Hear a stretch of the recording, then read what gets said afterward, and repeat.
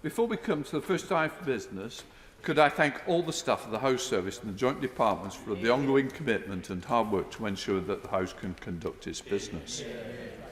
Due to the current severe public health situation, every effort has been made to enable today's proceedings to take place and the bare minimum level of travel to attendance at Westminster.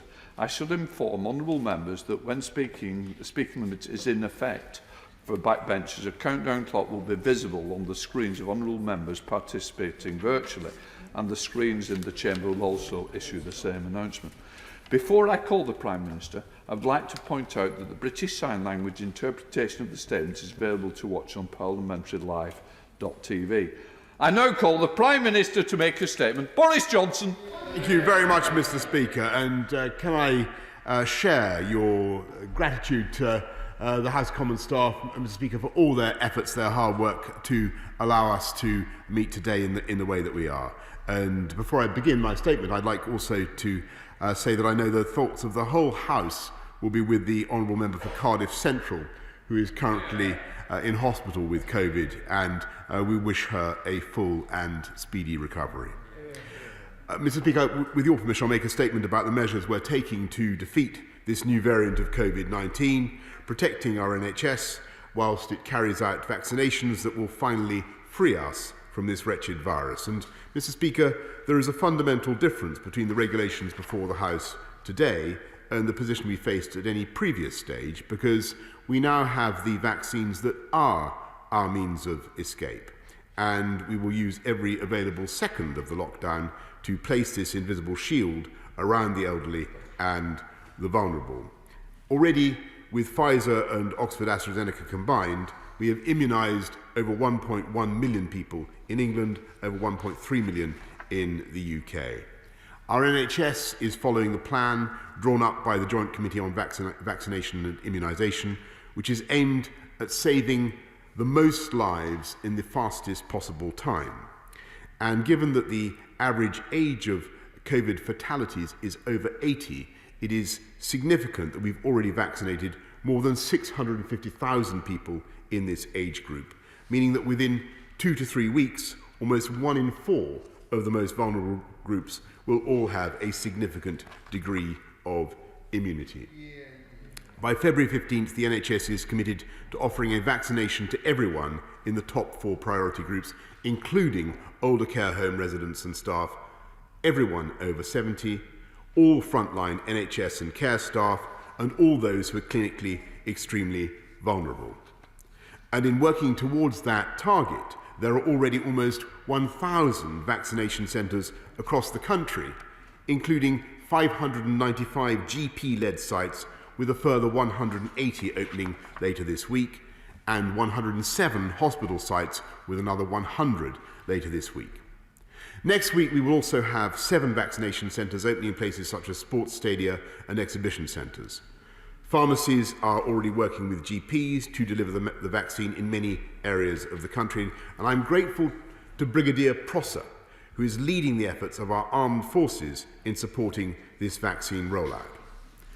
We've already vaccinated more people in this country than in the rest of Europe combined, and we will give the House the maximum possible transparency about our acceleration of this effort, publishing daily updates online from Monday, so that jab by jab, honourable members can scrutinise the progress being made every single day. Yet, as we take this giant leap towards finally overcoming the virus and reclaiming our lives, we have to contend with the new variant, which is between 50 and 70% more contagious. The old variant, which the House agreed last month, the tiers that the House agreed last month, was working with the old variant, but alas, this mutation, spreading with frightening ease and speed, in spite of the sterling work of the British public, this mutation has led to more cases than we've seen ever before, numbers that, alas, cannot be explained away by the meteoric rise in testing. When the Office of National Statistics reports that more than 2% of the population is now infected, and when the number of patients in hospitals in England is now 40% higher than the first peak in April, It is inescapable that the facts are changing and we must change our response. And so we have no choice but to return to a national lockdown in England, with similar measures being adopted by the devolved administrations. So we can control this new variant until we can take the most likely victims out of its path with vaccines. My right honourable friend, the Secretary of State for Health, will open the debate on the full regulations shortly. But the key point, I'm afraid, is that once again we are instructing people to stay at home, everyone to stay at home, leaving only for limited reasons permitted by law, such as to shop for essentials, to work if people absolutely cannot work from home, to exercise, to seek medical assistance such as getting a COVID test, or to escape injury or harm, including domestic abuse. We're advising the clinically extremely vulnerable to begin shielding again. And because we must do everything possible to stop the spread of the disease, we've asked schools and colleges to close their doors to all except vulnerable children and those of critical workers. Mr. Speaker, I don't think the House will be any doubt about our determination, my determination, to keep schools open, especially primary schools, open for as long as possible, because all the evidence shows that school is the best place for our children. And indeed, all the evidence shows that schools are safe and that the risk posed to children by coronavirus is vanishingly small. For most children, the most dangerous part of going to school, even in the midst of a global pandemic, remains, I'm afraid, crossing the road in order to get there. But the data showed, and our scientific advisors agreed, that our efforts to contain the spread of this new variant would not be sufficient if schools continued to act as a vector or a potential vector for spreading the virus between households. Mr. Speaker, I know the whole House will join me in paying tribute to all the teachers, all the pupils and parents who are now making the rapid move to remote learning, and we will do everything possible to support that process, building on the 560,000 laptops and tablets provided last year, with over 50,000 delivered to schools on Monday and more than 100,000 being delivered in total during the first week of term. We have partnered with some of the UK's leading mobile operators to provide free mobile data to disadvantaged families to support access to education resources. And I'm very grateful to EE, 3, Tesco Mobile, Smarty, Sky Mobile, Virgin Mobile and Vodafone for supporting this offer. Oak National Academy will continue to provide video lessons, and it's very good news that the BBC is launching the biggest education programme in its history, with both primary and secondary school programmes across its platforms. We recognise it will not be possible or fair for all exams to go ahead this summer as normal, and the Education Secretary will be making a statement shortly. Mr. Speaker, I know many people will ask whether the decision on schools could have been reached sooner, and the answer is that we've been doing everything in our power to keep them open, because children's education is too vital and their futures too precious to be disrupted until every other avenue, every other option has been closed off and every other course of action has been taken. And that's why schools were the very last thing to close, as I've long promised that they would be. And when we begin to move out of lockdown, I promise that they will be the very first things to reopen. That moment may come after the February half term, although we should remain extremely cautious about the timetable ahead. And as was the case last spring, our emergence from the lockdown cocoon will not be a big bang, Mr. Speaker, but a gradual unwrapping. That is why the legislation this House will vote on later today runs until the 31st of March, not because we expect the full national lockdown to continue until then, but to allow a steady, controlled and evidence-led move down through the tiers on a regional basis, carefully, brick by brick, as it were, breaking free of our confinement, but without risking the hard-won gains that our protections have given us.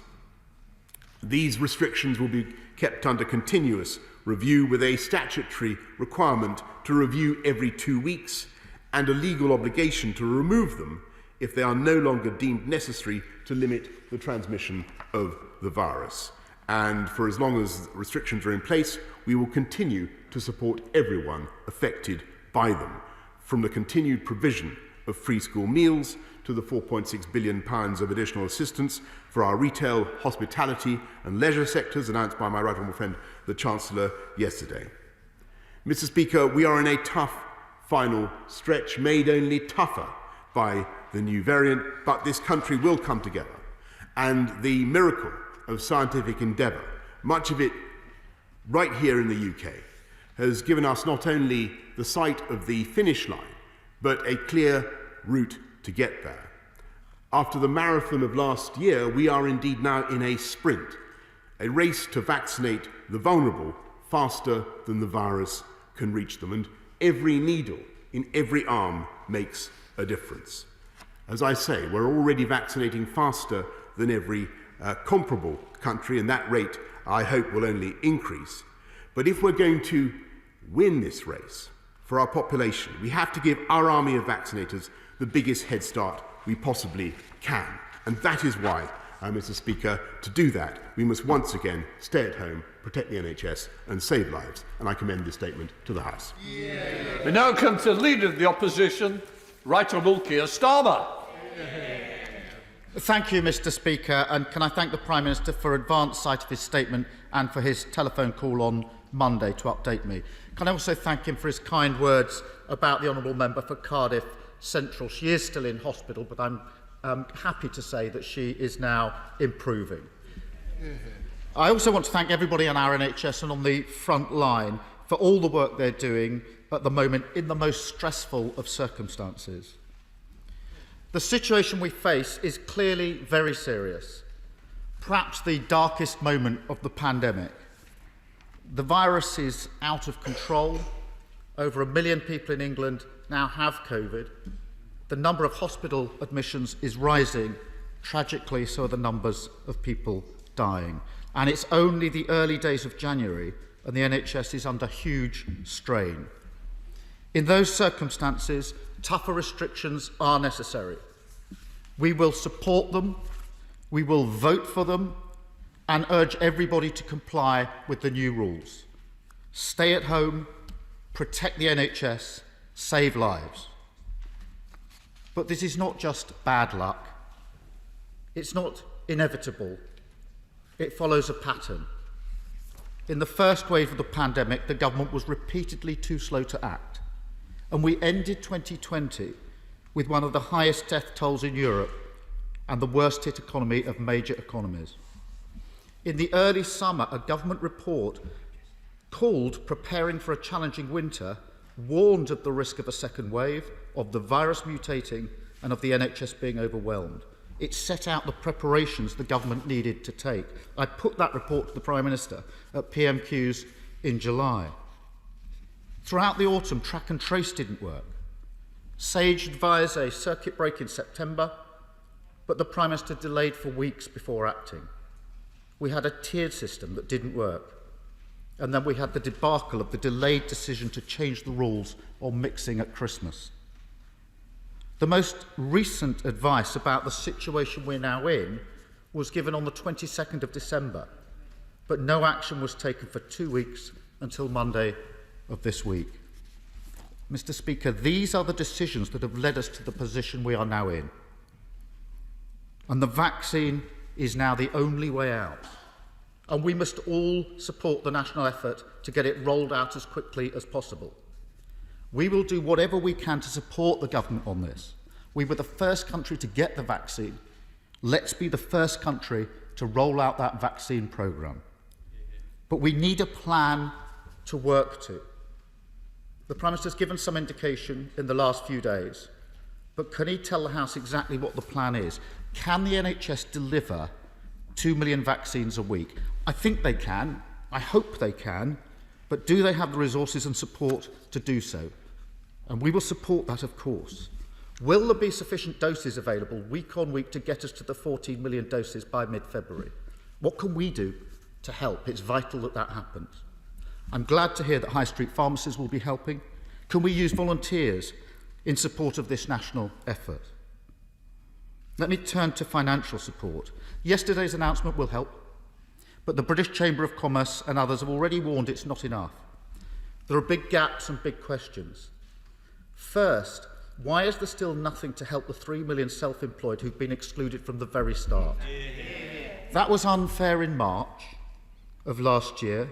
It was even more unfair in the autumn. It's totally unforgivable now. It may well be a whole year that that group have gone without any meaningful support. That gap needs to be plugged. Secondly, will the Prime Minister drop his plan to cut universal credit by £20 a week? That needs to be done now, and we will support it.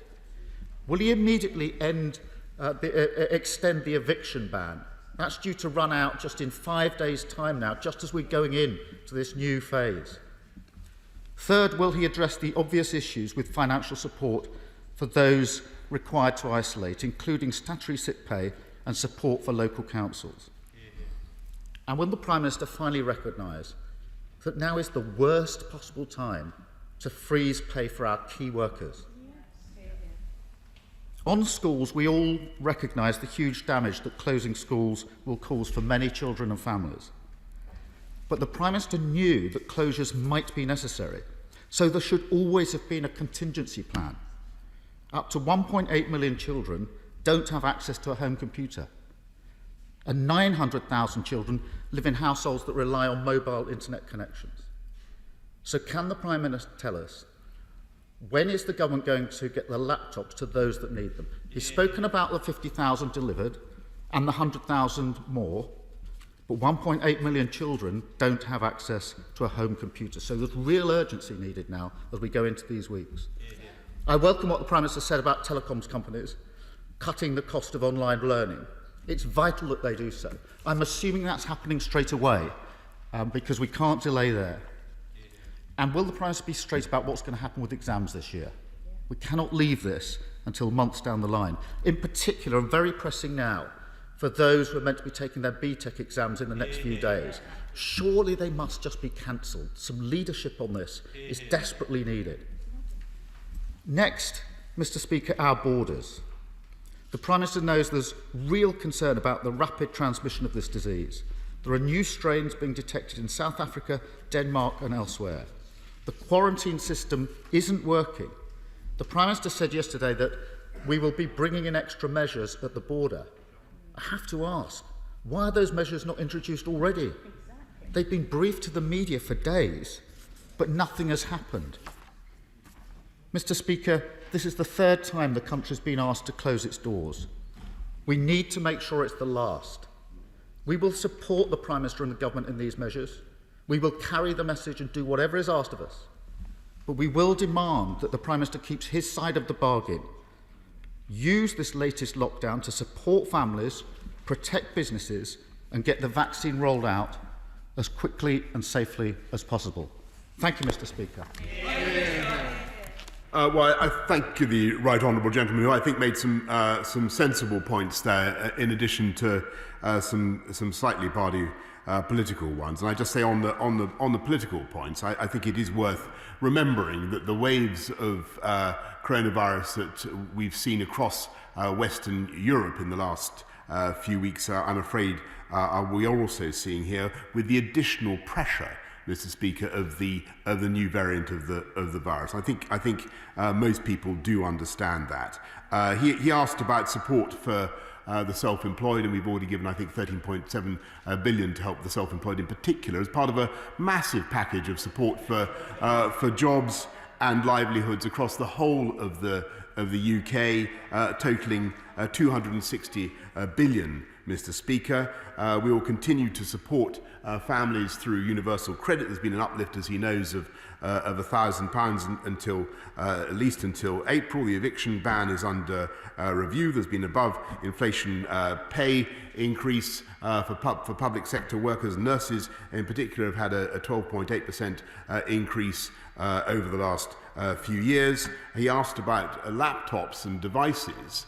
And he said that he quoted a figure of 50,000. In fact, the number is 560,000, Mr. Speaker, that have gone to schools. And my right honourable friend, the Secretary of State for Education, will be making a statement, as I said, later on about what we're going to do to help support teachers and pupils. And again, I repeat my immense thanks to them, to families who are now working so hard in unexpected circumstances to teach kids at home. And I thank the mobile companies and the BBC again for what they're doing to assist. And he'll be hearing more later about the BTEC exams. And obviously we must be fair to those who are taking BTECs as well. We appreciate the hard work that they have done.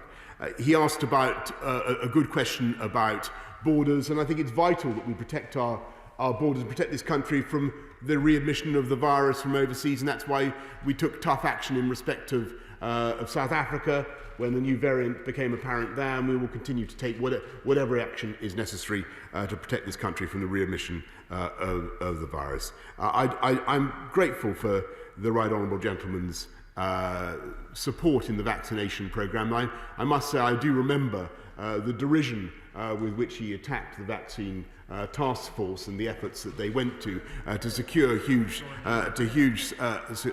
supplies. I remember it well as at Prime Minister's question time, Mr. Speaker. I think it would be a good thing if he could continue to keep up that spirit and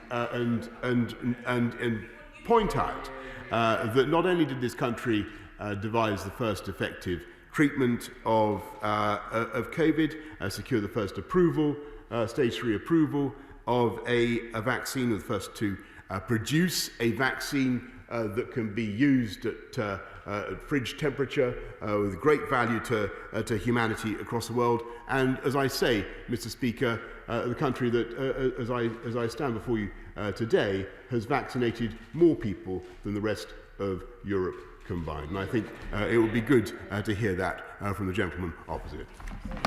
Let's head up to Epsom with Chris Grayling. Chris Grayling. Thank you, Mr. Speaker. The Prime Minister is absolutely right to be taking the steps needed to protect the NHS in this very difficult time. I'm very grateful for the work being done by my local Epsom and St Helier Trust team. But the Prime Minister is also only too well aware of the thousands of businesses, many falling outside the scope of government support, which are facing desperate times. Many of us support the Prime Minister in what he's doing, but are very concerned that this House will not have an opportunity to take a further view on these regulations until the end of March. Will he give the House today an undertaking that he will personally lead a debate before February half-term on progress towards reducing restrictions, and that he will not wait until the end of March to do so, if it is possible to do so, without overwhelming the NHS? Prime Minister. Well, my right honourable friend is absolutely right to say that this House should, and I think will inevitably, be given an opportunity to debate and discuss these issues at a national level before the end of March, and I hope substantially before the end of March. What we're trying to do, as he knows, is to vaccinate the first 4 cohorts in the JCVI list by the middle of February. If we can do that, and if there is no new mutation in the virus, and if the vaccine programme proceeds as planned, then there will be, I believe, substantial opportunities for relaxing the restrictions. Schools will be our priority, as I've said, Mr. Speaker, and I've no doubt that the House will be consulted as you would expect, Mr. Speaker. Let's head up to Scotland with the leader of the SNP, Ian Blackford. Ian Blackford. Thank you, Mr. Speaker. And can I take the opportunity to wish you, all colleagues and members of staff, a good new year, and of course send my best wishes for a speedy recovery to the member for Cardiff Central. Mr. Speaker, I think people across these islands have entered into this new year feeling a mix of hope and fear. Hope that the vaccine will finally end this terrible pandemic, but real fear too about the increased cases, hospital admissions, and sadly, the lives lost. As our First Minister explained on Monday, this phase of the pandemic is now a race to suppress the virus and a race to vaccinate our most vulnerable. But if we are asking people for one last effort, if we are asking them to endure weeks of lockdown, then they need more clarity, they need protection, and they need financial support. Most importantly, the UK government has to act in a timely manner. It was said of the French designer Pierre Cardin that he was one step ahead of tomorrow.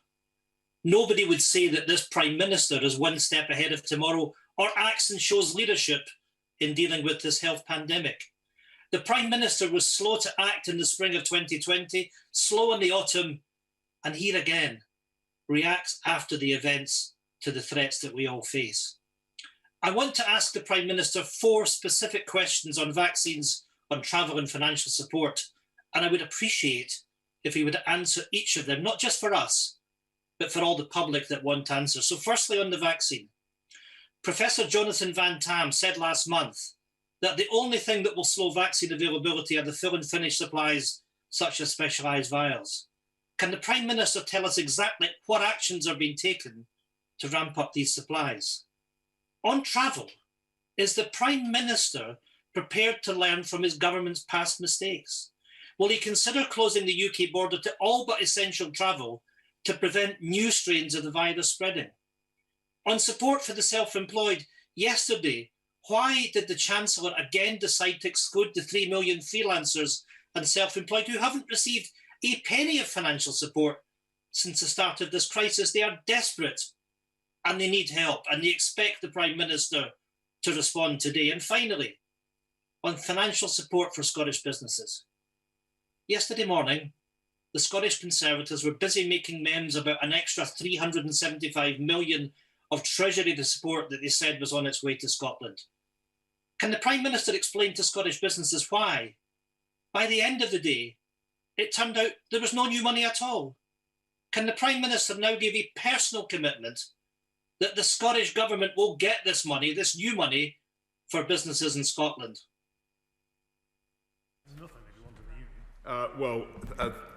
Mr. Speaker, I'm grateful to the Right Honourable Gentleman. I just point out that on his questions about the self-employed, we have supplied, as I said to the gentleman opposite, £30.7 billion already. We'll continue to support people in any way that we can with a multitude of grants and loans already totaling, I think, about £260 billion, as I've said. The Barnett consequentials for Scotland from the new money will, of course, be passed on. As I said just now, we will make sure that we protect our borders from the readmission of the virus, and he's seen what we did already in the case of the South African strain, and we'll bring forward further measures to stop the readmission of the virus. But I have to say, the general tenor of his question seemed to ignore the fact that I'm delighted to say that the whole of the UK has benefited massively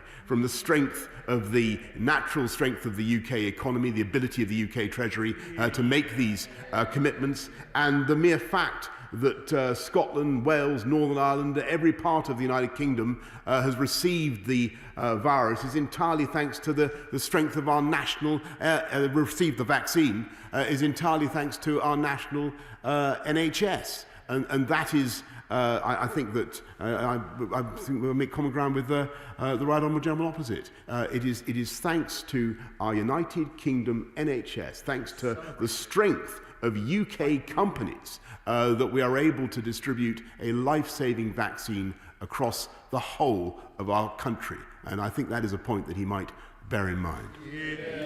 Let's head up to Kenilworth with Jeremy Wright. Jeremy Wright.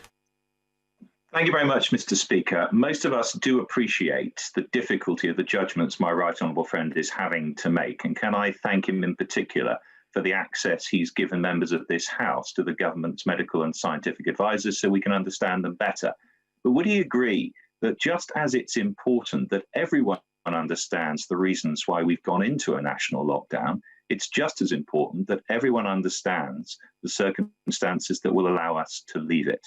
Can I therefore ask him, although I appreciate that he can't yet give a date, to be more definitive that when a specific point has been reached in the vaccination of priority groups, with the consequent reduction in the risks of hospitalizations and deaths, that then the balance of risk between health on the one hand and livelihoods and learning on the other will be significantly different, and that restrictions can be lifted?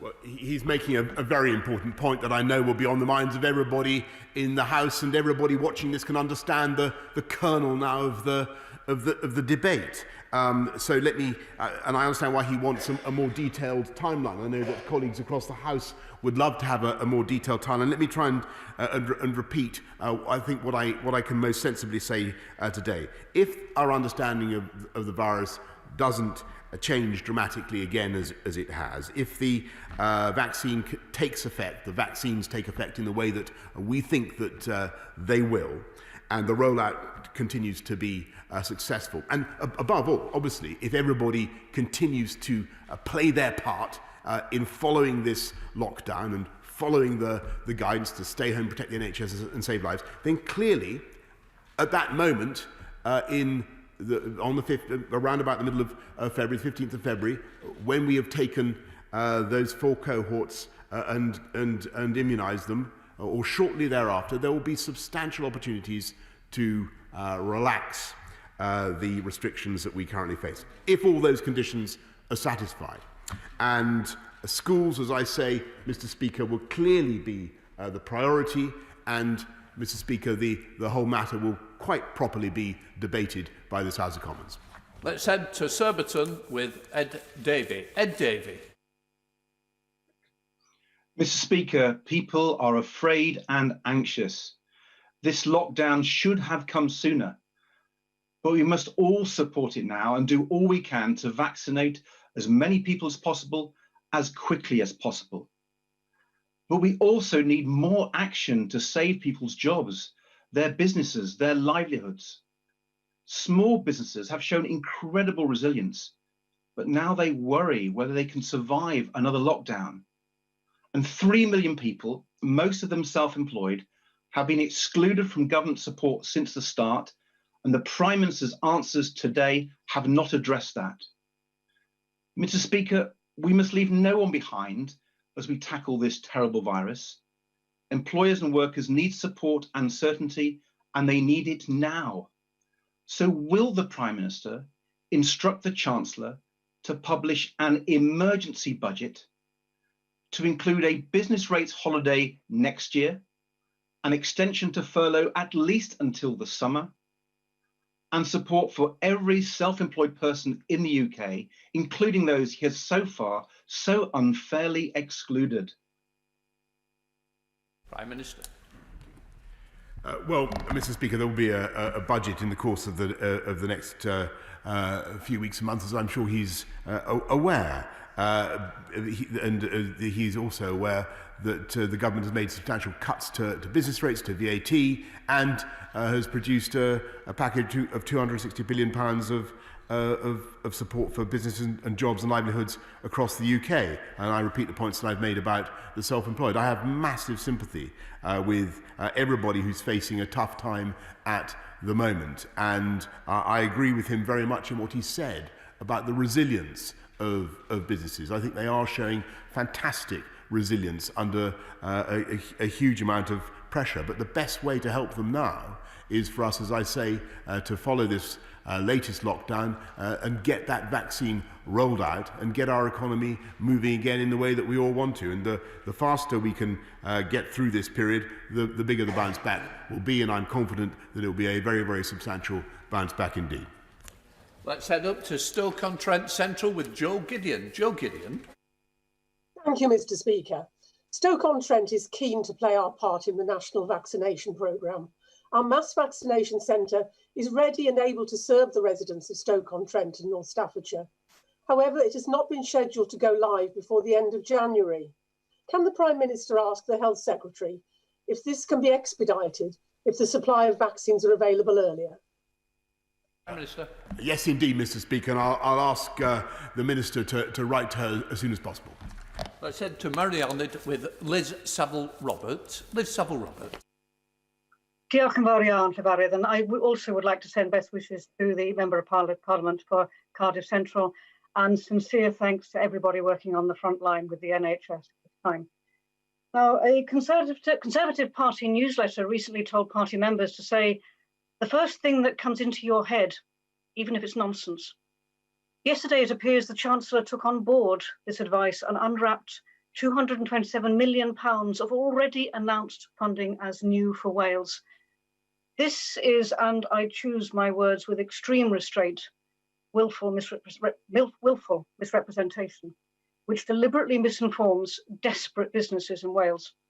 Will the Prime Minister apologise on behalf of his Chancellor and recognise that for Welsh COVID measures to be most effective, there's an urgent need to lift financial borrowing constraints imposed on Wales by Westminster? Well, I'm sure the right honourable lady, for whom I have a keen regard, would not wish to accuse the Chancellor of willful misrepresentation, Mr. Speaker. But all the cash that we've announced obviously is passported on the important thing is that the Labour government in Wales spends it sensibly. But the UK government is here to support businesses, jobs, livelihoods across the whole of the UK. Can I just say while you're online, I'm not over happy with willful. I think we've got to think about the language we use within the chamber. These are times which are unprecedented, but I really do think members ought to be careful on the language they use. Secretary Batty Meriden. Thank you, Mr. Speaker, and I thank the Prime Minister for his statement. I know he's had to take difficult decisions, and I understand why he's had to, and I fully support him. I am deeply concerned, however, about the impact of COVID-19 and lockdowns on our children and on our future generations, and especially those children who come from disadvantaged backgrounds. Does my right honourable friend share those concerns? And will he work with schools, especially the ones in my constituency, to make sure they get the IT support and laptops that they need so that we leave no child behind?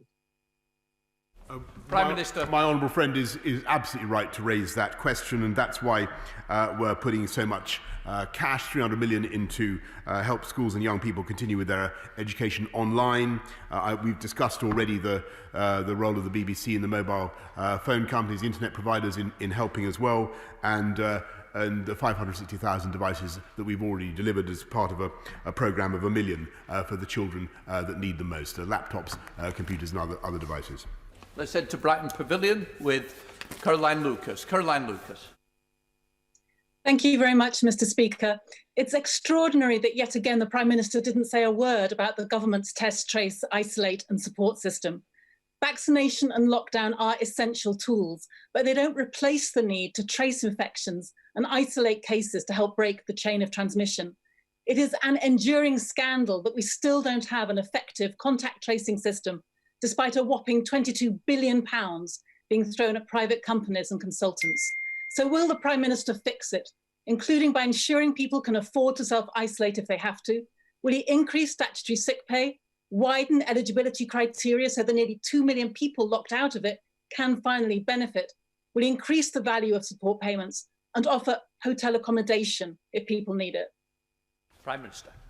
Well, Mr. Speaker, we've increased the support for those who are self-isolating and obviously increased the penalties for those who fail to do so when they're asked to do so by test and trace. It's an absolutely vital part of our fight against the disease. And what it has done, I think, which people don't appreciate, is it's actually allowed this country to have an incredibly detailed understanding of where the disease is and what kind of disease we're fighting.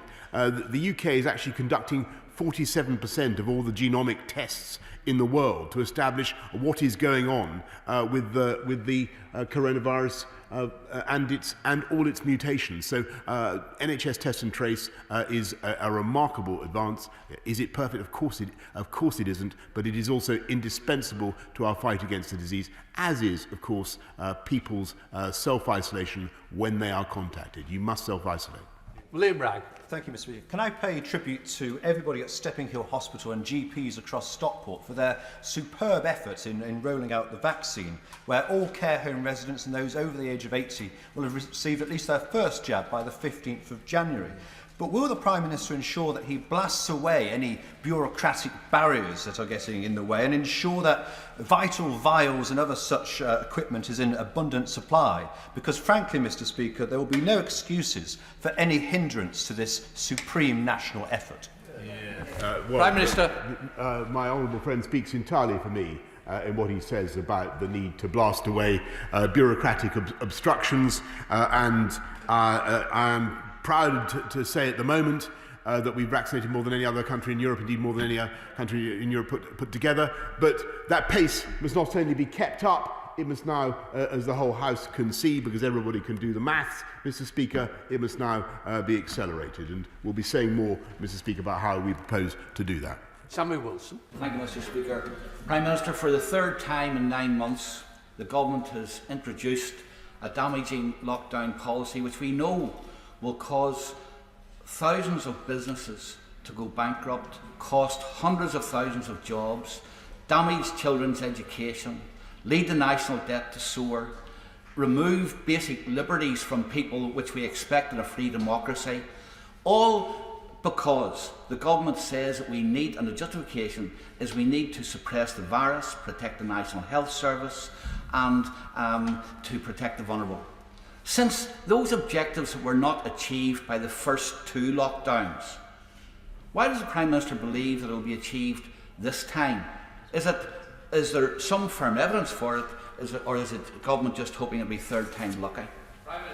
Well, Mr. Speaker, I don't think anybody in this House takes any pleasure or satisfaction, whatever, in what we're being forced to do. But the Honourable Gentleman should know that lockdowns like this are being conducted and have been conducted across the whole of Europe at the moment, because, or much of Western Europe, basically because we're all facing the same phenomenon, and basically because we have to protect our NHS and stop it from being overwhelmed. And actually, that is what the last lockdowns did. They did stop the NHS from being overtopped by the wave of the pandemic, and had that happened, I'm afraid the death toll would have been unconscionable, and that is why I think when he looks at what his constituents and what the public think about this, they know that overwhelmingly we are right to protect them, protect the NHS, and save lives.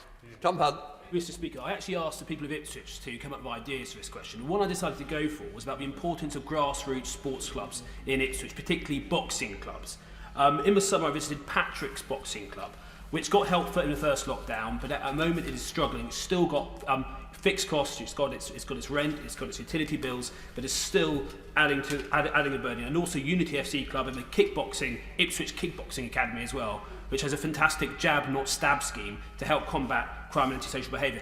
Will the Prime Minister promise me that when he considers any further support for these crucial clubs that are based in the most deprived parts of the town that I have the honour of representing, that he takes into account not just the benefits for physical and mental health, but also the key role that they play, keep kids on the straight and narrow, keep them out of harm, keep them out of trouble, and make a fantastic contribution to our wonderful town? Prime Minister. Well, Mr. Speaker, Ipswich will of course be benefiting not just from kickboxing jabs, but from vaccination jabs as well, and that will enable us to get through this crisis all the faster. And I'm delighted by what he says, but we are supporting clubs such as the one he so eloquently describes by an extra £210 million to help wonderful community sports institutions such as Ipswich Kickboxing Academy throughout this pandemic. We now go over to Jeremy Corbyn. Jeremy Corbyn. Thank you, Mr. Speaker. Does the Prime Minister appreciate that the campaign against COVID does not fall equally on everyone in our society? For many, this third lockdown is one of devastating fear of mental health, isolation, job loss, poverty, loss of their place of residence, and stress about the future.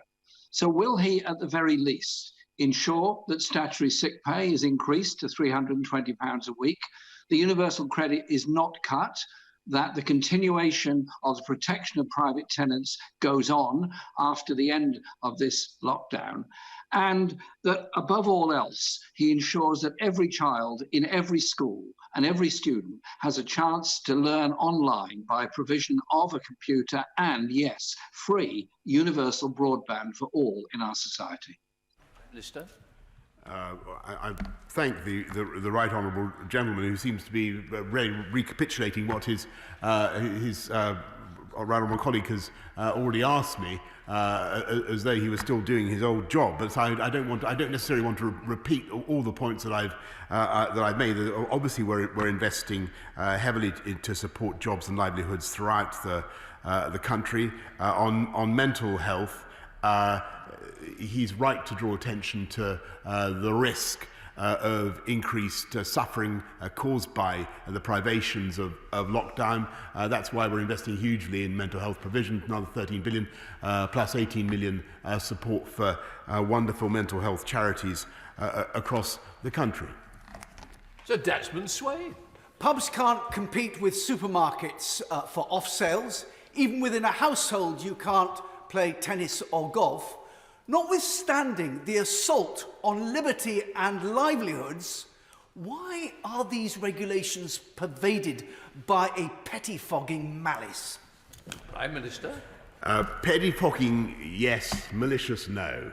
Mr. Speaker, the intention, and I'm going to have to take the hit here. The intention is to stop the virus, to protect the NHS, and to save lives. And to do that, we have to engage in restricting transmission between human beings. And I know that my right honourable friends and colleagues, honourable right honourable members, will find all sorts of reasons to oppose all sorts of restrictions. But in the end, Mr. Speaker, we have to look at the overall budget of risk caused by transmission between members of the human race, and that is what we're trying to restrict.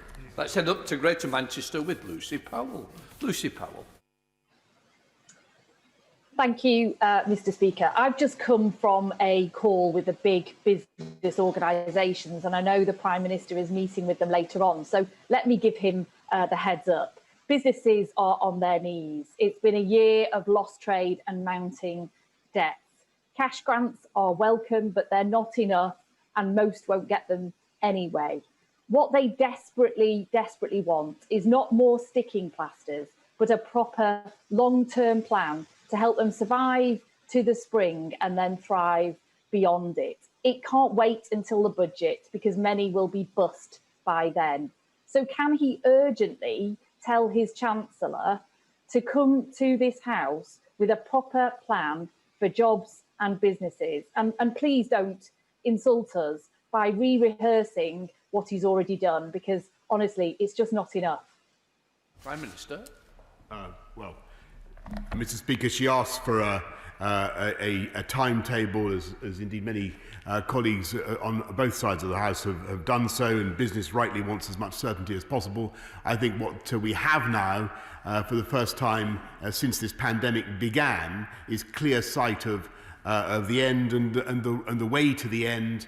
And we've set a deadline, as she knows, of the middle of February, 15th of February, to vaccinate the first 4 cohorts. And I'm sure she will appreciate that those groups comprise the overwhelming majority of those who have already, alas, died from COVID. So she will readily appreciate the implications of that for our ability to reopen our economy. And she will also understand, I hope, the implications that could have, if all the conditions that I've already described are satisfied, the implications that could have for businesses across the country. So I do believe there are real grounds now for them to be very hopeful and very confident about the months ahead.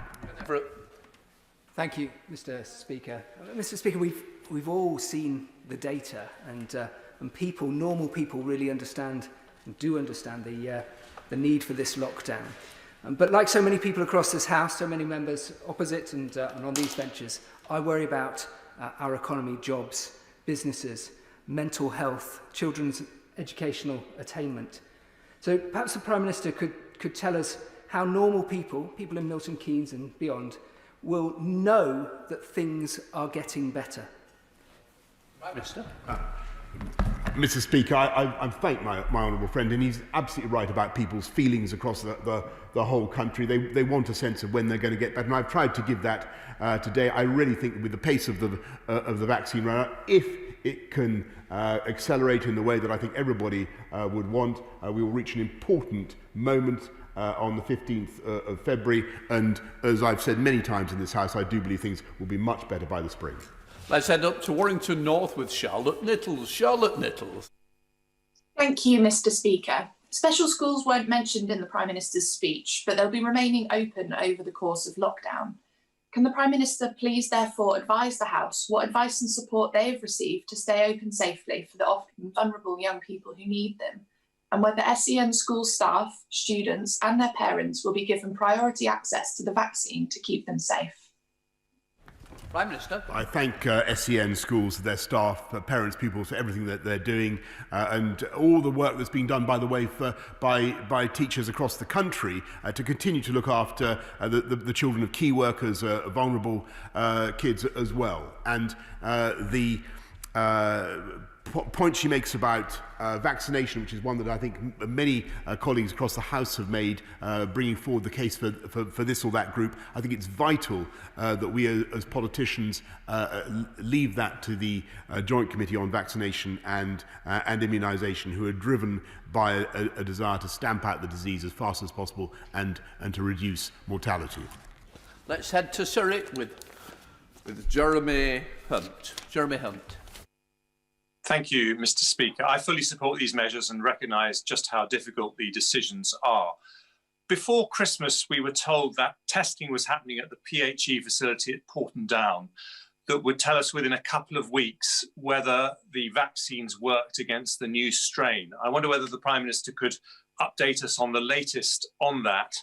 And if there is a glitch with the vaccine programme, are we implementing a plan B involving, for example, mass testing of high transmission areas, deprived communities, and so on, so that we can properly isolate as quickly as possible anyone who could transmit the virus? Mr. Speaker, there is no reason to think that any new strain of the virus is vaccine resistant. And on his point about testing, I can say that mass lateral flow testing in communities across this country will continue to be rolled out because we still believe in its usefulness. Let's head to Brentford with Ruth Cadbury. Ruth Cadbury. Thank you, Mr. Speaker. As my right honourable friend, the Leader of the Opposition, said, whether it's on exams, financial support, border measures or test and trace, this government seems to sit and wait for the situation to reach boiling point before it acts. However, throughout the pandemic, most other governments have acted early and with clearly communicated contingency plans. So, will the Prime Minister acknowledge that the problem here is his wait-and-see leadership strategy, and that he urgently needs to revise this so that the government can get a grip? I thought I understood the Honourable Lady to be attacking the government's wait-and-see position on the vaccines, Mr. Speaker. But I really don't. Well, I really don't think that anybody in their right mind could accuse the government of moving too slowly in that respect. And indeed, I think she might add it to her script that this country has vaccinated more than any other country in Europe put together. The great Brady. Thank you, Mr. Speaker. I welcome the Prime Minister's assurance that this House will be consulted on the lifting of restrictions, should it be possible, before the end of March. But can I say to him that many of us are concerned at being asked to approve a lockdown which could continue until the 31st of March. Can I ask my right honourable friend to reconsider and to offer the House a vote at the end of January and at the end of February as well, not on whether to lift restrictions, but on whether to continue them or not? Mr. Speaker, I thank my right honourable friend and just repeat what I've said several times now, that I can't believe it will be until the end of March that the House has to wait before having a new vote and a new discussion of the measures we have to take. To Scotland with Carol Monaghan. Carol Monaghan. Thank you, Mr. Speaker. We've had Christmas on, Christmas off, schools in, schools out, eat out to help out, stay at home. It's simply impossible to decipher the Prime Minister's COVID strategy. So given that the efficacy of the vaccines is not yet known against emerging strains, can he assure us that his strategy is not based on vaccines alone, In order to get our schools back, can he assure us that teachers will be a priority for vaccines? And could he detail his long-term COVID exit strategy? Minister. I think possibly, Mr. Speaker, the best thing I can say in answer to that question is to repeat that we have, and I think it's very, very important to repeat this, we have no evidence that any strain of the virus is vaccine resistant, and I think it's very important that the Honourable Lady should be express full confidence in the vaccine programme, because that is going to be indispensable to our way out of this crisis. Thank you, Mr. Speaker. Educating our children and giving them the best possible start in life is one of society's most important jobs, which is why I know the Prime Minister has not taken the decision to close our schools lightly. Yesterday, I spoke to the Director of Children's Services at Durham County Council about ensuring that Bishop Auckland's pupils will still be able to access learning. So on that, can the Prime Minister confirm that the government will do everything within its power to ensure that every child across the country has access to high-quality remote education during these closures? Prime Minister. I thank my honourable friend for her campaigning for education in Bishop Auckland, and repeat what we've said, what I've said already today about everything that we're doing to roll out to help support remote learning of all kinds. I know it's a tough time for children, teachers and parents, but a huge amount is being done to supply remote devices and to encourage remote learning of all kinds. Thank you, Mr. Speaker. Given the example of elections being held in other countries, including the elections held overnight in Georgia, can the Prime Minister confirm that it's his intention that the local elections in 2021 go ahead as scheduled on the 6th of May and not be delayed any further? Prime Minister. Of course, Mr. Speaker, that's what the law provides for, though obviously we'll have to keep it under review. Mr. Speaker, can I congratulate my right honourable friend on getting a world-leading vaccine strategy going? Clearly, its success will depend on both the availability of the vaccine and the number of staff to administer it. As a qualified but non-practising doctor, I've volunteered to help with the scheme and would urge others to do the same. But can I ask the Prime Minister why I've been required to complete courses on conflict resolution, equality, diversity and human rights, moving and handling loads, and preventing radicalisation in order to give a simple COVID jab? Can I urge him to get the NHS and the Department of Health to drop the bureaucracy, drop the political correctness, and do all they can to actually get the vaccine programme moving? Prime Minister. Well, I thank my right honourable friend. I can tell him I was fit to be tied when I read, because I read an account of what he's described several days ago, and I'm assured by my right honourable friend, the Health Secretary, that all such obstacles, all such pointless pettifoggery has been removed, and there should be absolutely nothing to stop him volunteering to be a vaccinator. Let's head up to Blaydon with Liz Twiss. Liz Twiss. Thank you, Mr. Speaker. The decision to close schools this week was inevitable, but we do know that it will have a detrimental effect on many children, especially the most disadvantaged. School staff across Blaydon, like those at Crookhill School in my constituency, are responding brilliantly to the challenge, but it's just not the same for children as being in school.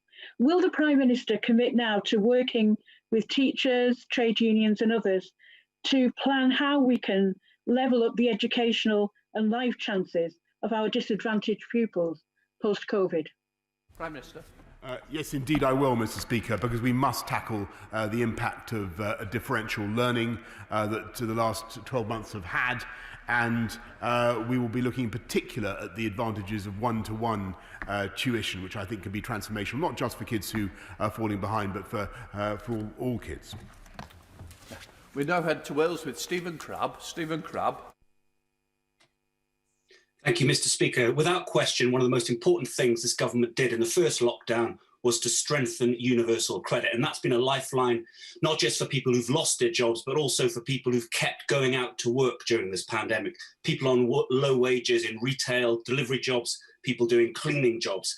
Now, our plan is still to cut that support back by £20 per week in less than 3 months' time. I know the Prime Minister understands this issue, but does he agree with me that now is really not the moment to weaken our welfare safety net, and that by giving families on low incomes greater security for the year ahead by extending rather than cutting support is the right thing to do?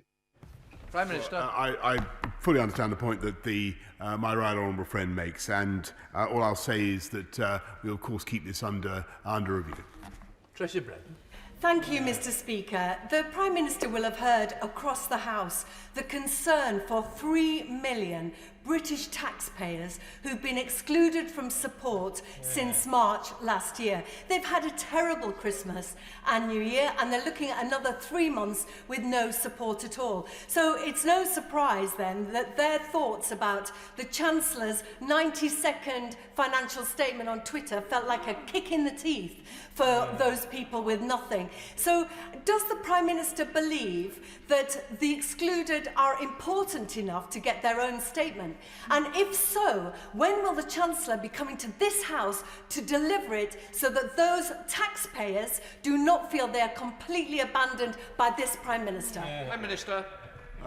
Mr. Speaker, with great respect, I don't think she could accuse my honourable friend, the right honourable friend, the Chancellor, of not keeping the House informed. I'm sure he'll be using the earliest opportunity he can to update her and the rest of the House about the massive package of economic support that we're offering both the self-employed and others across this country. Steve Batten. Thank you, Mr. Speaker. I welcome my right honourable friend's statement that these new regulations will be reviewed every 2 weeks. But can my right honourable friend reassure me that come mid-February there will be a presumption rather than a prospect of an easing of restrictions? I understand there cannot be a cast iron guarantee. We're in a moving situation, but my constituents would like there to be a presumption, especially when it comes to schools. Prime Minister. Yes, I think I share her constituents' instincts. Perhaps a cautious presumption is what I would advise them to make. Let's head up to Liverpool with Ian Byrne. Ian Byrne. Thank you, Mr. Speaker. Ofcom estimates that 1.8 million children in our country are digitally excluded with a lack of access to equipment or broadband. And I place a bet with the Prime Minister that this does not include a single pupil from his former school of Eton. Digital poverty is a class issue. The Labour policy of universal free broadband that he denied in 2019 is now desperately needed. Can the Prime Minister outline how he will solve the issue of digital poverty, which is widening the already vast educational inequalities in this country, so not one child is left behind during this lockdown? Prime Minister. He'd of course know what the government is doing to roll out to gigabit broadband across the whole of the country, to give every part of the country access to superfast broadband.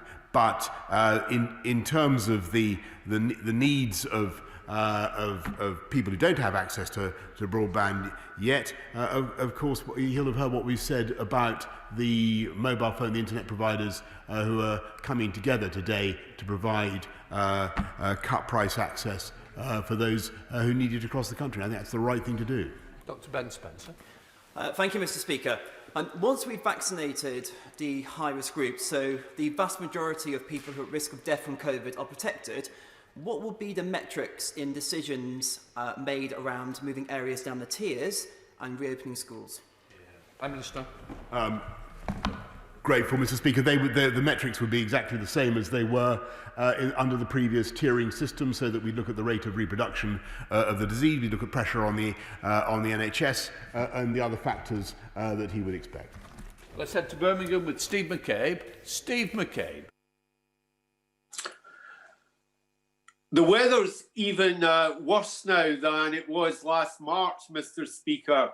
Will there be a repeat of the Everyone In initiative for rough sleepers, with the Prime Minister guaranteeing a repeat of emergency funding at least the same level as committed last March? Prime Minister. Mr. Speaker, I think one of the consolations of the previous lockdown was that we did succeed in helping so many people off the streets, I think about 29,000, and we will continue to do everything in our power, and I think that the Honourable Gentleman raises a very, very important issue. We'll do everything in our power to prevent people from finding themselves sleeping rough or homeless during this winter, and that remains the policy of the government. Lucy Appam. The vaccine is a massive achievement of which we're right to be proud, and the Prime Minister should be congratulated for all his efforts in that achievement. We must cut away all barriers to speeding up the rollout, bin bureaucracy, incentivise 24/7 working by PHE, and pay bonuses, use drive-throughs, pharmacies, mobilise troops and volunteers. Will my right honourable friend make this rollout a dynamic, can-do, logistical, British miracle, saving lives and livelihoods, and not waste a single day taking us out of this lockdown hell? Minister. Well, I think that my honourable friend perfectly captures the mood of the country about the vaccine rollout. That is what we all want to see. We want to see a great national effort now, and she's right to call attention not just to the role of the NHS and GP clinics and GP services and hospitals, but also the vital role that can be played by pharmacies, the role of the armed services. We want to bring them all together to roll out this vaccine as fast as possible, and the picture she paints is entirely correct. Let's go to Scotland with Martin Day. Martin Day. Thank you, Mr. Speaker. Surely those who cannot work because of government restrictions should be compensated and supported. So given that the Chancellor has said that coronavirus restrictions could continue for months to come, will the Prime Minister commit to continuing furlough for as long as is needed and extending sector-specific furlough payments to the hardest hit sectors?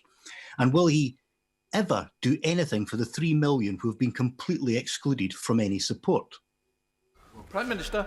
Mr. Speaker, they have not been excluded, and we continue to support people across the country. Furlough will indeed be continued for further, as he knows, and he should just bear in mind what I said to his right honourable colleague. It is thanks to the might of the UK Treasury, the fundamental strength of the UK economy, that we're able to make this support available across the whole of the UK. Let's head to Essex with Stephen Metcalfe. Stephen Metcalfe. Thank you, Mr. Speaker.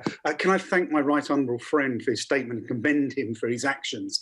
It's obvious our clearest way out of these restrictions is to deploy the vaccine at speed and scale to protect those most of risk of serious illness.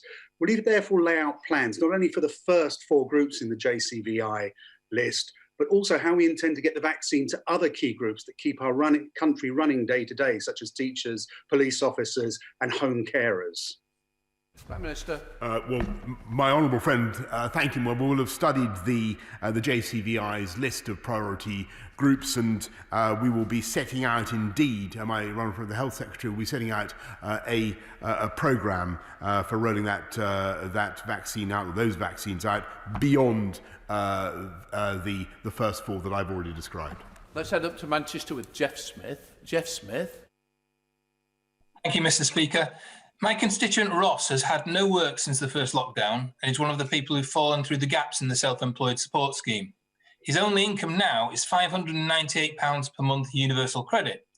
His rent, council tax and bills are £590 a month, so he's living on £8 a month. Could the Prime Minister live on £8 a month? And if not, will he ask the Chancellor to look again at how we can help the people excluded by the self-employed support scheme? Prime Minister. Well, Mr. Speaker, I know that this has been raised many times already today by members across the House, but I must repeat what I've said. The 13.7 billion has gone to support the self-employed already. Further measures, I've no doubt, will be forthcoming, but the overall package of support is £260 billion across the whole of the country.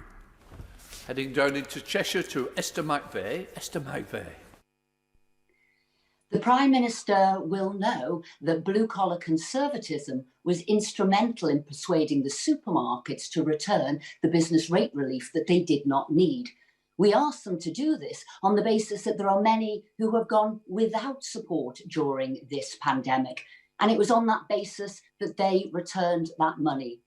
So will my right honourable friend ensure that that £2 billion returned by the supermarkets will go to those who have not had any of the support so far, who have been excluded, because they cannot go another 3 months without any income?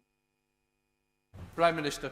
Absolutely, Mr. Speaker, and I thank her and her fellow blue-collar Conservatives for that initiative. I think it was entirely right, and I think that those corporations, those supermarkets, were entirely right to return that cash. But I can tell her that overall, when you look at the government's support packages, they go overwhelmingly towards the poorest and neediest in society. They are fundamentally a very, very progressive package of measures. Remaining in Cheshire with Derek Twigg. Derek Twigg. Mr. Speaker, cancer treatment has again been delayed. Even a 4-week delay is associated with increased mortality. Many cases were delayed longer than 4 weeks in the first lockdown. Today, Mr. Speaker, the Health Service Journal reports that the NHS is having difficulty in agreeing payments with private providers for surgery and treatment. Will the Prime Minister take action to stop any profiteering and ensure private providers use their capacity for NHS patients requiring urgent surgery, and urgently bring a detailed plan to this House on how the government intends to ensure that cancer patients get the treatment they need in good time? Prime Minister. Yes, Mr. Speaker, I certainly can. One of the reasons for wanting to keep COVID under control in the way that we hope to do with this lockdown is, of course, to allow the NHS to continue with cancer treatment and other vital services. And he makes an excellent point about the need for all provision now to be dedicated to fighting COVID or providing essential services for the British public. And he can expect to hear more about the way in which we intend to cooperate with private providers. Let's head to North Wales with Rob Roberts. Rob Roberts. Thank you, Mr. Speaker.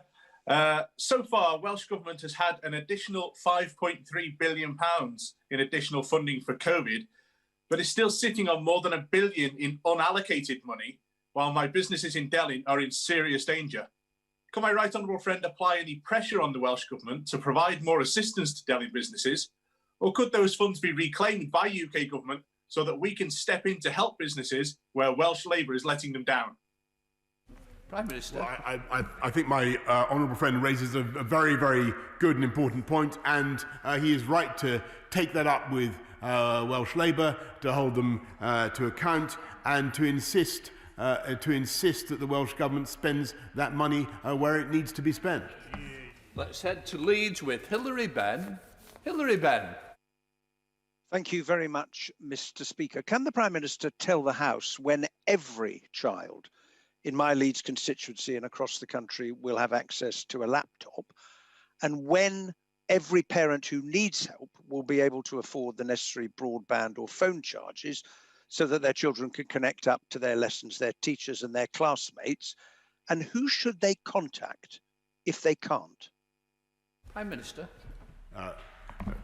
Mr. Speaker, he's raising the very important needs of his constituents in respect of broadband connectivity, of laptops, and I totally understand their concerns. I think obviously we're massively expanding those and rolling them out, but I think for the detailed answer that he needs about each of his constituents and of those in need, I will have to write to him, if I may, setting out exactly when they can expect the help that he's talking about. Sir Edward Lee. I thank the Prime Minister for listening to our representations on keeping places of worship open. And doesn't this show how, if we work together with a pragmatic approach, we can reopen the economy sensibly? And on this theme, many of us who will vote for the government tonight, out of loyalty or because we want to preserve the government's authority, are worried that with every successive lockdown, they are less and less effective.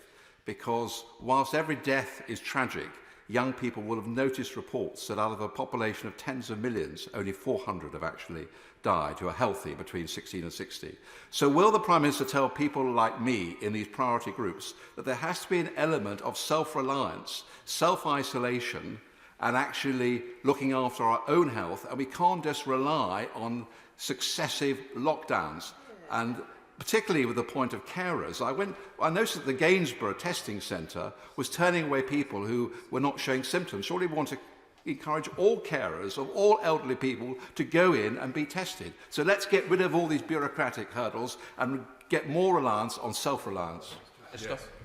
Well, my honourable friend is absolutely right. We need to encourage people to go ahead and be tested, and I think he should encourage all the people of Gainsborough to do that if where they have symptoms.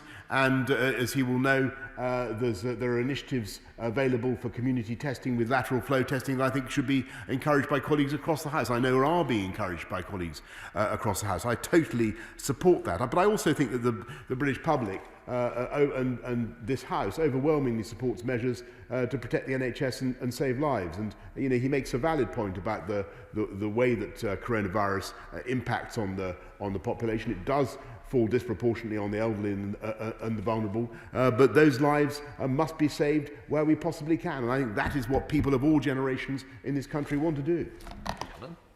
Mr. Speaker, can I thank the Prime Minister and Government for all their help that they've given so far over the last 9 to 10 months. However, can I highlight the aviation and the aerospace sectors, which have almost entirely shut down since the beginning of the pandemic. And as of the 4th of January, UK flight volumes were 73% below the pre-crisis levels. There are now legal restrictions on travel, and some countries have banned any arrivals from the UK. This is having a catastrophic effect and impact upon aviation and aerospace and the millions of jobs that rely on them. Yet these industries have received no sector-specific support, unlike others such as hospitality. In light of the unique impacts being felt by these sectors, could I ask the Prime Minister to provide sector-specific support to aviation and aerospace to see them through this very deep crisis? Well, the Honourable Gentleman has raised this with me before, and he's an ardent campaigner for aerospace, and he's quite right. It's a vital industry for our country. As he knows, we have time to pay in other packages of support, but we will be ensuring that we do everything we can to get the aerospace industry in the UK back on its feet as fast as possible. Thank you, Mr. Speaker. Every vaccination jab in the arm should be viewed as a pupil who can return to the classroom. And it's absolutely vital that we view it with that equation. Can I say to the Prime Minister, I've not always followed him through the division lobbies on these restrictions, but I will do so today, because it's absolutely clear to me that the vaccination changes the game and rids us of this pandemic. But can I ask him to ensure that the vaccination is available to the rural areas, such as the one that I represent in rural Rother, where we don't have the GP network or indeed the hub in place as of yet? Well, I'm really grateful to my honourable friend for his support and for what he has just said, and we want to roll out the vaccine across the whole of the country as fast as possible. I think it is, I hope, common ground in this House today that we are right as a country to be putting those jabs in the arms of those who are most at risk of mortality first, because that is the way to reduce the death toll, and that indeed is the way that we hope to get our country back on its feet as fast as possible. To Twickenham with Munira Wilson. Munira Wilson. Much, Mr. Speaker. We're now in a race against time to save lives, save jobs and restore our freedoms, which is why we need a 24/7 vaccination programme, bringing vaccination to every high street in the country. So I welcome the Prime Minister's comments about the role of community pharmacy.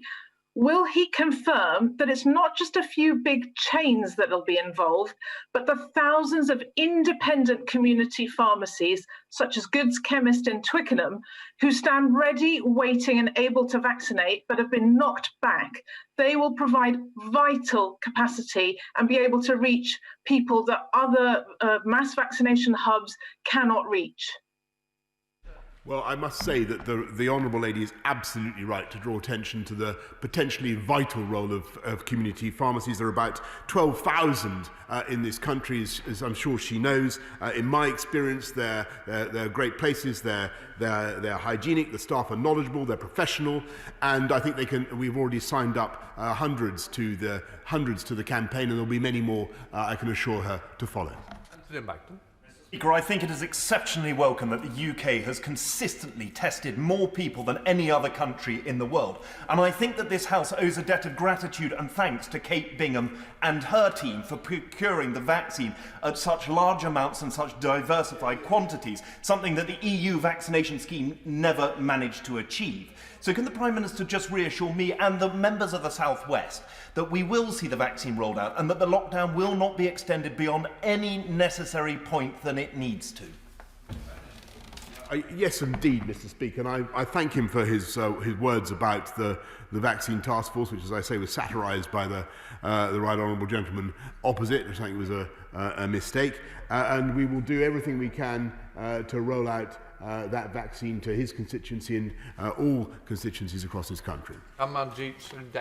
Thank you very much. Mr. Speaker, on Sunday, the Prime Minister came on national television and, looking into the eyes of the British people, announced and told worried parents that it was perfectly safe for them to send their dearly loved children to school. The following day, after being buffeted around by scientists, the opposition leader and devolved governments, he announced that it was not safe for children to go to school and promptly closed them all down. So does the Prime Minister agree that these constant last-minute U-turns and this erratic approach to policy making is not conducive to assuaging anxious people who are desperately seeking stability, certainty and assured leadership? Prime Minister. Well, Mr. Speaker, I really must ask the Honourable Gentleman opposite to withdraw what he's just said, because I did not at any stage say that schools were not safe. That is absolutely not what I said. And in all fairness, he should correct that. And I give him the opportunity to do so if he chooses to. The Prime Minister closed down schools, so therefore they are not safe for people to return. I think it's now on the record the Prime Minister's actually put what he did say on the record. Right, let us move on to Craig Whittaker in Calder Valley. Calder Valley, Craig Whittaker. Thank you, Mr. Speaker. I've been contacted by several dentists and dental assistants who've been told locally that they do not qualify as health workers for early priority under the vaccination rollout. I am aware that my honourable friend, the member for Mole Valley, a dentist himself, has campaigned tirelessly for dental teams to be in Category 2 with other healthcare workers. I wonder if my right honourable friend, the Prime Minister, can advise for clarity whether dental teams are in fact in Priority 2 with other healthcare workers for the vaccination rollout. Well, like my honourable friend, I'm a big fan of our colleague, the member for Mole Valley, the great dentist, and I can tell him that all dentists in patient-facing roles and members of their dental teams who may have social contact with patients are eligible to be offered the COVID vaccine, and we encourage them all to take it if they're offered it. Let's head to Dame Margaret Hodge. Dame Margaret. Thank you, Mr. Speaker. My local hospital, Queen's, is one of many hospitals that is facing critical pressures with the supply of oxygen to patients. Demand for oxygen is running at 100% or more of the supply available. Will the Prime Minister assure me and my constituents that action is being taken to ensure safe and secure supply of oxygen? And can he tell me what contingency plans he has in place so that hospitals aren't overwhelmed and closed, critically ill patients aren't moved, and every patient receives the right amount of oxygen when they need it? I'm very grateful to the Right Honourable Lady, and I will immediately look into the matter she raises about oxygen at Queen's Hospital. It hadn't been drawn to my attention before, but we'll be making sure that we get back to her as soon as we can. Let's head to Hampshire with Damien Hines. Damien Hines. Thank you, Mr. Speaker. And of course, the invisible shield goes first around the most vulnerable, and it's the JCVI that determines that sequence. But once the highest risk groups have been vaccinated, can I encourage my right honourable friend with the JCVI in looking again at prioritising key workers, including teachers, because of the special role that teachers play in our society and because we prioritise education? I fully understand the point that my right honourable friend makes, and I'm sure that it will be borne in mind by the JCVI as they continue to make their judgments. Let's head up to Lancashire with Cat Smith. Cat Smith. Thank you, Mr. Speaker. The Chancellor announced a financial support package via a 90-second video on Twitter yesterday, but with him not coming to the House, it does make it very difficult for us to ask questions, so perhaps the Prime Minister can help. Yesterday's announcement on grants didn't say how long this new one-off grant support is intended to last, so perhaps the Prime Minister can tell us what will happen on business support should the current lockdown have to be extended or the vaccine rollout delayed. Mr. Speaker, I think the Chancellor was very clear about the £4.6 billion with its final consequentials that he announced to the House, and I really must say I don't think that anybody could fault the Chancellor for his willingness to come to the House and explain what we're going to do. Let's head up to Rutland with Alicia Kearns. Alicia Kearns. Thank you, Mr. Speaker. Would the Prime Minister join me in thanking the extraordinary efforts of the armed forces, especially those in Rutland and Melton, to defeat this virus? But at this time of national crisis, some of our enemies are seeking to exploit opportunities to undermine us. So can the Prime Minister reassure me that our vaccination programme will extend to our armed forces personnel and reserves most at risk from catching COVID in the course of their duties, especially those deployed abroad on mission-critical operations, so that their safety and ours is protected? Minister. I thank our armed forces from the bottom of my heart, and I share very much what she's just said. They played an outstanding role throughout this pandemic, moving patients to hospital where that was necessary from remote places, conducting testing, and now playing a big role in vaccines as well. And I'm sure that they're, like every other part of the public sector, they will be considered by the JCVI as they come to make their decisions about the allocation of the vaccine. Let's head to Hackney with Diane Abbott. Diane Abbott. Thank you very much, Mr. Speaker. The Prime Minister will be aware that as school lessons move online, for poor families in areas like Hackney, the cost of pay-as-you-go broadband is completely prohibitive. He's talking about coming to cut price arrangements, but what so many families need is access to free broadband, an excellent policy which was in Labour's 2019 manifesto. No child should be deprived of an education because their parents can't afford the broadband costs. So will he look again at the question of providing free broadband when it comes to accessing online education? Minister. Yes, indeed, Mr. Speaker, but I think the arrangements that are being put in place by the mobile phone companies and others will cover the vast bulk of the cost at the very least. But I'm happy to come back to her about exactly what is being offered. Let's head to Somerset with Ian Littlegranger. Ian Littlegranger. Thank you, Mr. Speaker.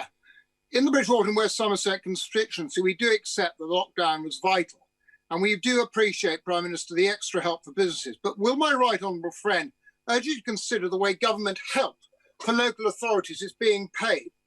Somerset County Council has been given huge grants and then diverted much of the money to balance their books, which I don't think is what this was ever for. These cowboys want to become a new unitary authority. It is a contract using that cash that was meant to fight COVID. Prime Minister is Somerset born and bred, and I please urge him to put a stop to this so that the money is going to the people that need it most, which is the people of Somerset. Well, he's quite right. My honourable friend is absolutely right to highlight what's going on in Somerset, where the county obviously has a duty to use COVID grants for that purpose and not for any other. And I thank him for drawing attention to what's going on. Let's head up to Scotland with Alan Smith. Alan Smith. Thank you, Mr. Speaker, and Happy New Year. To govern's to choose, and there's been a lot of tough decisions made by the UK government, and we've supported a number of the business support mechanisms that have been announced. But according to the House of Commons Library this afternoon, the UK government has chosen to spend £3.3 billion of borrowed money on the stamp duty freeze, which is a vast subsidy to the middle classes who are buying and selling domestic property who don't need subsidy. Does the Prime Minister regret prioritising that and excluding so many people, small companies, freelancers in the productive economy who do really need support? Minister. Mr. Speaker, but that's entirely to upside down and misrepresents what the package of support has done. If you look at the £260 billion, it is overwhelmingly progressive and it goes disproportionately to support the poorest and neediest in society. And that's what I think this House and this country would expect. Let's head to the Deepings with Sir John Hayes. Sir John Hayes and wife. Thank you, Mr. Speaker. Millions of Britons live in remote rural places, including many here in Lincolnshire. The Prime Minister will know that isolation fuels fear, which exacerbates disadvantage. So he will know too that only vaccination will bring the safety that assuages those fears. Will the Prime Minister reassure my constituents that local doctors' surgeries will be equipped and supplied enabled to vaccinate the vulnerable, not later, but sooner? Yes, it's our intention, and Mr. Speaker, that doctors' surgeries, which clearly play a crucial part in the vaccination programme, will be equipped as fast as possible with supplies of the vaccine, as plentiful, I hope, as the copies of wisdom that I see adorn my honourable friend's shelf. That's what we intend to do. And I may say how delightful it was to see his wife Susan briefly in the background. Let's head to Yorkshire with Imran Hussain. Imran Hussain.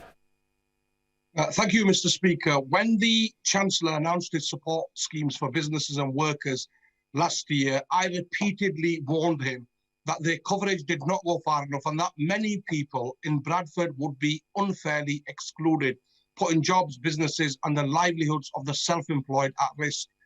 Will the Prime Minister therefore listen to my calls and the calls of campaign groups like Excluded UK to ensure that the same mistakes are not made and guarantee that everybody in Bradford who needs financial support during these difficult times will get it? Yes, of course, Mr. Speaker, we will listen to the calls of Excluded UK as we listen to all such calls, and I repeat the message that I've been making today, that the support packages are there to help businesses protect jobs and livelihoods across the country, but they benefit disproportionately the poorest and the neediest. Sir Christopher Cho. Mr. Speaker, can I ask my right honourable friend what the public health justification is for criminalising gatherings held exclusively between those who have already been vaccinated for more than 3 weeks, where there is no risk of infection or transmission? Will my right honourable friend use his libertarian instincts and immediately introduce an exemption for such gatherings so that the many people in my constituency in the octogenarian group will be able to celebrate Brexit sooner rather than later?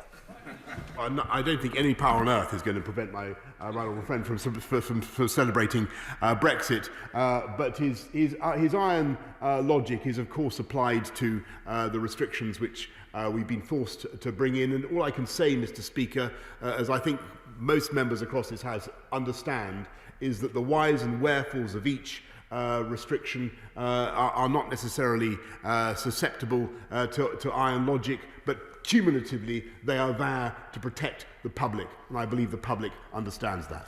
Said to South Wales with Alex Davies-Jones. Mr Davies-Jones. Diolch, Mr. Speaker. The Prime Minister will be aware that the Welsh Labour Government has committed to providing the most generous financial package available to businesses across the UK. Sadly, in Pontypridd, even the very best support available hasn't been able to prevent mass redundancies and business closures. My constituents could have been helped if this Tory government had stepped up to the plate sooner and committed to the Union when Wales went into an earlier lockdown. Could the Prime Minister therefore explain why Wales continues to be an afterthought and what steps he will be taking to prevent people in Pontypridd from being excluded from any future support? Well, Mr. Speaker, Wales is actually at the forefront of our thoughts and continues to be. We're anxious to continue to support the people of Wales in any way that we can. I think the salient point that I take from today is there's £1 billion that the Welsh Labour government has failed to spend in the way that they could, and I would urge them to get on and do that. But the UK government will continue to support Wales and as we support the people of the whole United Kingdom. Let's head to Norfolk with Jerome Mayhew. Jerome Mayhew. Mr. Speaker, in Norfolk, those most at risk from COVID have already received 27,000 vaccination first injections since the 9th of December. They're now available in our hospitals and 11 primary care networks, including the excellent Fakenham Medical Practice in my constituency of Broadland. From Monday, these sites will be joined by many others. We're ready to do whatever it takes to keep up with vaccine supply. So what are the chances of securing more than 2 million doses of vaccine per week? Mr. Speaker, I thank him for what he's doing to campaign for vaccines in Broadland and indeed to scale up at speed across the country. I've said what I've said about the pace of the rollout that I want to see. That's already, as I think the Health Secretary would confirm, extremely challenging for our GPs, for our hospitals. It's a big target. It's a big ask of the country. As he will know, because he may have heard me say this several times already today, this government has been going faster than any other country in Europe, and we intend to remain out in front. 59 is withdrawn, so we're going to David Jones in Wales. David Jones. Thank you, Mr. Speaker. In March last year, the government and the devolved administrations very laudably adopted a united response to the pandemic with a clear, jointly agreed message that was easy to communicate. But since then, they have pursued different approaches with different terminology and different messaging, which can, and I believe does, lead to confusion. So could my right honourable friend please work with the leaders of the devolved administrations by following the example of the 4 chief medical officers who have worked closely together and returning to the consistency and clarity of messaging that prevailed last March? Well, I think that my right honourable friend makes a very important point about the occasional dissonances between the UK government and some of the devolved authorities, though actually, if you look beneath the political surface, you look beneath some of the argy-bargy that goes on, the fundamental message is the same. And I think it was very telling that the 3 devolved administrations and the UK government came together to enact fundamentally the same package of measures at the same time yesterday and today.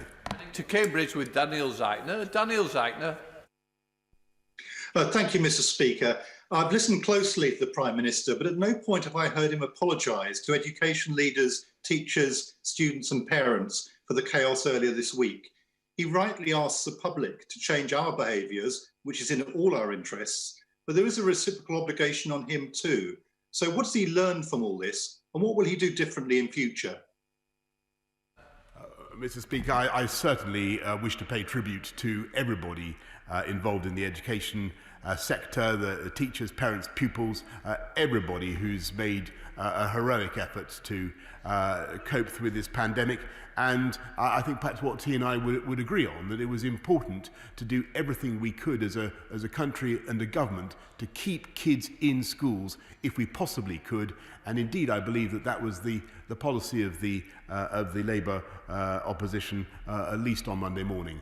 And indeed, I understand why the opposition wanted to keep schools open. We all wanted to keep schools open. Alas, the pandemic has not made that possible, and we've got to take the steps that we've taken. I hope that he will also support them.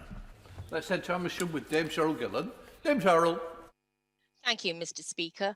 PHE data shows that younger adults with learning disabilities and autism are up to 6 times more likely to die of COVID. Please, can they be added to the priority vaccination list immediately? And during previous lockdowns, vital exemptions included being able to exercise more frequently for autistic people. These were incredibly important in helping them cope and continue to have that much needed routine in their lives. Will the Prime Minister confirm that these will apply for the new lockdown so that autistic people are not left stranded? And will he commit to accessible information about this being published as soon as possible? Minister? Yes, indeed, I will, Mr. Speaker, to commit to better and fuller information if that is necessary. Though, of course, as she knows, a general principle of these restrictions that people have more freedoms when they need to exercise for health needs. Let's head to Devon with Ben Bradshaw. Ben Bradshaw. Thank you, Mr. Speaker. If, as reports suggest, the government intends requiring people arriving in the UK to have a negative PCR tests within 72 hours of their arrival, how will British people currently abroad in areas where it's difficult to get quick turnaround PCR tests get home? And I should declare an interest. I think that the people of this country would want to see, as I do, proper protection, as I believe that the benches opposite want to see proper protection against the readmission of the virus. And I'm sure the honourable gentleman understands that too. Let's head up to Burton with Kate Griffiths. Kate Griffiths. Thank you, Mr. Speaker. I recently had the chance to volunteer at our local vaccination centre, hosted by Burton Albion Community Trust. And I'm grateful to the work of Dr. David Atherton, chair of our local primary care network, and all his colleagues involved in the rollout of the vaccine to residents across Burton and Uttoxeter. Can I ask the Prime Minister to consider the consent process when looking at ways of speeding up rollout? At the moment, I'm advised that individual consent by a healthcare clinician takes 10 to 15 minutes. This means 41,000 hours to consent and vaccinate the priority groups in East Staffordshire alone. Will the Prime Minister consider a national consent model to help speed up this process? My honourable friend makes a very interesting suggestion, and but I should stress that we have no plans to make vaccines compulsory in this country. However, we want to make it as smooth and as easy as possible, which I think is her objective. And I think she would join me in wanting to encourage everybody who is offered a vaccine to take it up as soon as possible. With Pete Wishart. Pete Wishart. And thank you very much, Mr. Speaker. I wonder if the Prime Minister's had a cursory glance at Scotland and seen the massive approval ratings for our First Minister in her handling of the COVID crisis. And has he observed the clear leadership she has offered our nation? Does he ever sort of think about comparing his poor performance with her and wish that he could offer the same type of leadership to the UK? Mr. Speaker, I must confess I haven't given that particular matter any thought because I've been occupied entirely with protecting the NHS, fighting coronavirus and saving lives. And I might respectfully say that is what should be his priority as well, rather than these, if I may say, slightly abstract political considerations. Remaining in Scotland with Douglas Ross. Douglas Ross. Throughout this pandemic, the UK government have provided the Scottish government with billions of additional support, but we know hundreds of millions of that remains unspent. These are vital funds that could help to protect jobs and support businesses. So is there anything further that can be done to encourage the Scottish government to get these monies out to Scottish businesses as quickly as possible? I think the best thing I can do is encourage my honourable friend in the excellent work that he is doing in holding the Scottish Nationalist Government to account, and encourage them to get on and use the funds that the UK government is giving the people of Scotland to support jobs in Scotland. Heading up to Yorkshire with Alex Sobel. Alex Sobel. Thank you, Mr. Speaker. I'm sure the Prime Minister will agree that councils have borne the brunt of COVID, and particularly during lockdown have given all our communities maximum support. Leeds has incurred £40 million of additional costs as a council, not covered by the grants the government have given, and will now face further lockdown costs and have an overall £100 million budget shortfall in main part caused by years of central government underfunding. Will the Prime Minister speak to his good friend, the Chancellor, to grant local councils a one-off payment to offset the additional costs incurred by COVID-19 to ensure the financial stability of councils this year and next? Prime Minister. Of course, Mr. Speaker, I know that many councils find themselves under great pressure, though some have handled their budgets better than others. We've given 4.6 billion, I believe, to support local councillors. We'll continue to support them. And I thank, by the way, the staff and the workforce of councils for the huge and vital role that they all help to play in fighting this disease. Teresa. I received a worrying call this morning from the chair of the Barnet Council Health Overview and Scrutiny Committee, indicating that it may be that only 13 care homes in the borough have received vaccinations. Will the Prime Minister intervene to make sure the frail elderly and their carers in Barnet get the vaccinations they need as soon as possible? Prime Minister. Yes, Mr. Speaker, I will. I think since I've said that I want to have maximum transparency, I think I can. I do want to see an accelerated rollout of vaccination in care homes. So far, I believe that 10% of care home residents and 14% of care home staff have received the vaccine, but that clearly needs to be stepped up. Let's head to the Rhondda with Chris Bryant. Chris Bryant. Thank you very much, Mr. Speaker. It's been great to see vaccination already starting in the Rhondda, but obviously we can only give it when it arrives. And the Prime Minister quite rightly said earlier that we should be prioritising for the vaccine those who are at risk of mortality. Well, Rhondda Cynon has the highest, unfortunately, the highest rate of death per 100,000 of any local authority in the country. We have a very large percentage of people who are extremely vulnerable, and we have a higher than average percentage of people who are working in the NHS. So can I urge the Prime Minister, as a matter of urgency, to prioritise communities like the Rhondda and make sure Rhondda surgeries are not just getting 70 or 80 doses of vaccine a week, but hundreds, so that we can vaccinate everybody at risk? Well, he makes an eloquent point about the way in which many people in the Rhondda will naturally fall into the high qualifying groups to be identified, or that already have been identified by the JCVI. We now head up to Yorkshire with Jason McCartney. Jason McCartney.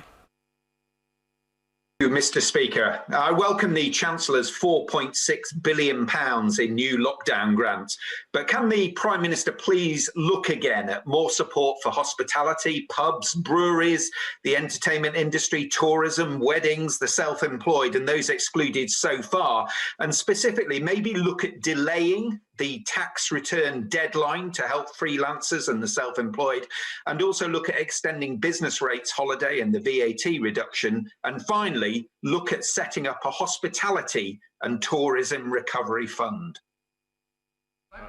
I thank my honourable friend, and I know that our right honourable friend, the Chancellor, is going to consider all measures necessary to allow the hospitality sector to bounce back just as fast as we can get them out of the restrictions that business currently faces and get them bouncing back. And that will depend, as the House has heard extensively today, on our ability to roll out this vaccine. But above all, it depends on our ability to follow the rules, the restrictions, the guidance of these measures. And I hope very much that honourable members will support them this afternoon.